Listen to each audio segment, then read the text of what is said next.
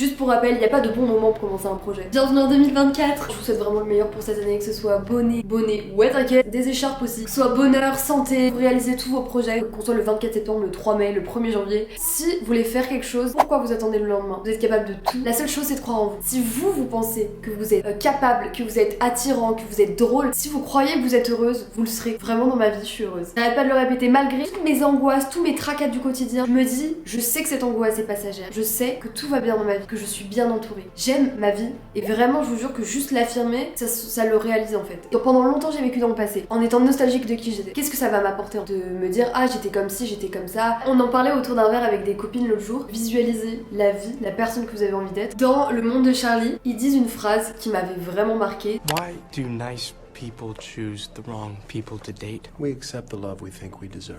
Et c'est tellement vrai. Ce que j'ai appris cette année, c'est qu'il faut savoir et poser ses limites. Des gens que je considérais être mes amis m'ont traité d'une manière, jamais j'aurais eu les mêmes actes envers eux et ça m'a rendue malheureuse. Je me suis dit, bah alors qu'est-ce que tu fais là? Ok, on va forcément avoir des actes qui vont blesser des personnes. Mais à partir du moment où ils ont ignoré le fait que moi ça avait pu me heurter, de s'énerver un peu contre moi pour ce que je ressentais, alors que si j'ai réagi d'une certaine manière, c'est peut-être parce que j'ai vécu des choses dans ma vie qui ont fait que je réagisse comme ça. Je ne vais pas accorder du temps à des gens qui ne m'en donnent pas, à des gens qui ne me considèrent pas. J'ai réfléchi à qui sont les personnes dans ma vie où la relation va dans les deux sens et je me suis rendu compte qu'il y avait des gens à qui je donnais pas assez de temps par rapport à eux ce qu'ils me donnaient. Et je me suis dit, mais en fait Blandine, tu tiens à ces personnes, il faut que tu t'investisses autant que ces personnes. Et donc ça passe par prendre peut-être plus de nouvelles, plus se voir. Je trouve ça hyper fou de se dire qu'on donne souvent beaucoup d'énergie à des gens qui nous le donnent pas en retour. Parce qu'on a envie d'être aimé, on a envie d'être inclus dans des groupes. L'homme a besoin des autres. Quand vous allez bien, quand vous allez pas bien, parlez aux gens. Pendant longtemps, je voyais pas la nécessité de parler de ce qui se passait dans ma vie. Vas-y, j'écoute les autres, mais je vais pas trop parler de moi. Quand on est atteint par des maladies mentales qui nous isolent, où on n'a pas envie de parler, on se sent nul. Quand il y a un vrai échange entre deux personnes, c'est comme ça que vous créez une intimité, que vous créez une confiance. Parlez aux gens. C'est tout bête, mais si on reprend à l'origine que quand même de base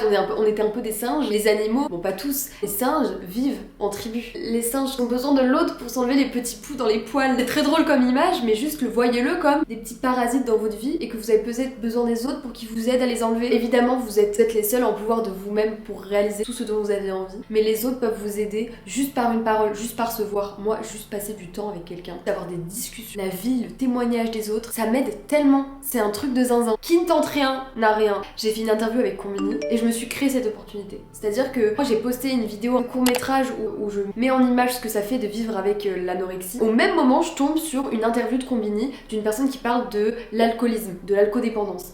Et je trouve que le format est génial. Donc je leur envoie un mail, je leur dis écoutez, les troubles du comportement alimentaire, c'est quelque chose dont on ne parle pas assez et pourtant ça touche plein de gens. Donc si aujourd'hui vous avez besoin d'un témoignage, sachez que je suis là. Et ils m'ont recontacté. Je suis allée à Paris pour faire mon interview avec Combini. Ça a eu beaucoup de visibilité, on en reparle et je suis très contente de cette expérience, je suis très fière de m'être créé une opportunité parce que tout ne vous tombe pas dessus. Alors je suis d'accord, la vie est faite quand même d'opportunités, vous apporte des personnes, mais vous aussi créez-vous-en. On peut pas attendre que tout nous tombe sur la tête. Je vous le dis, dans le blanc des yeux, dans l'objectif de ma caméra, je réaliserai un film un jour. Point. Et j'y crois. Parce que je sais que j'en suis capable et que je ferai mon possible pour y arriver. Et je veux que ce soit pareil pour vous, vos objectifs. Qu'est-ce que vous avez envie de faire dans votre vie? C'est très dur pour nous de regarder dans le long terme. D'ailleurs, on le voit bien avec le réchauffement climatique. C'est quelque chose, on sait que ça va arriver. Mais comme c'est dans le long temps, on se dit, on réfléchit court terme. On se dit, bon bah si je fais pas ça maintenant, c'est bon, ça va pas engendrer des trucs graves. Et c'est dur de se projeter. Jamais j'aurais pu guérir si je n'avais pas cru en moi. Si j'avais pas pensé une seconde que j'en étais capable. Parce que je savais que je l'étais. Au fond, je le savais. Que j'allais y arriver. Une personne qui me dit non mais c'est bon, ça fait des années que ça me concerne, je laisse tomber, je sais que c'est pas possible. Bah, ok. Bah si toi intimement t'es persuadé que c'est pas possible, alors ouais ça le sera pas pour toi. Mais ça me rappelle ce que j'ai appris. Si vous avez un objectif, vous pouvez suivre ce qu'on appelle SMART. Oui, j'ai appris ça en école de commerce, mais bon je donne mes petites connaissances comme ça. Ayez un objectif spécifique, mesurable, que vous pouvez atteindre, réaliste et avec un temps précis.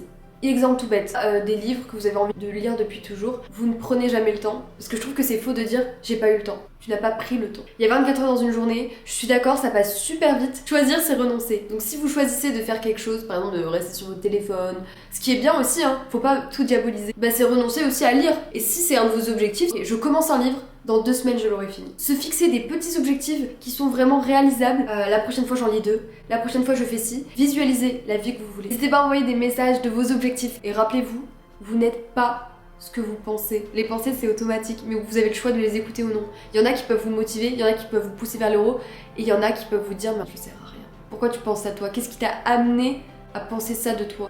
c'est clairement faux.